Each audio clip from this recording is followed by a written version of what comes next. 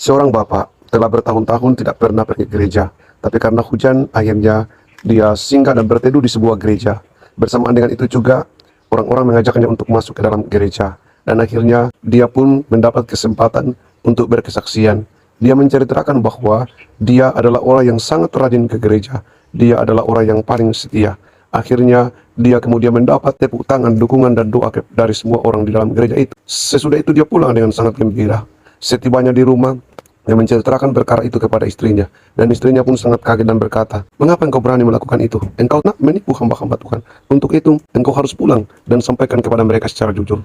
Dengan berat hati, pria ini kemudian mengambil keputusan untuk pulang, pergi kembali ke gereja itu. Di gereja itu, dia memberi kesaksian yang berbeda. Dia menyampaikan kepada seluruh jemaat bahwa dia adalah pria yang sangat malas dan tidak pernah beribadah. Dia adalah pria yang sangat kasar. Lalu kemudian seluruh orang dalam gereja itu meneriakinya. Bahkan pelayan-pelayan gereja itu pun menyuruhnya pulang. Dalam perjalanan pulang dengan penuh rasa kecewa, dia kemudian berpikir bahwa mengapa ya di gereja itu, ketika dia menjadi orang yang berbohong, menceritakan bahwa dirinya adalah orang baik, semua orang menerimanya dan kagum padanya. Dan pada saat dia kemudian ingin berkata jujur siapa dia sesungguhnya, orang-orang kemudian tidak menyukainya, bahkan mengucilkannya dari persekutuan itu. Padahal, tidakkah Tuhan datang untuk mencari orang-orang berdosa? Semoga cerita ini punya manfaat bagi saya dan saudara dalam hidup kita sebagai warga gereja, apalagi sebagai hamba-hamba Tuhan. Terima kasih.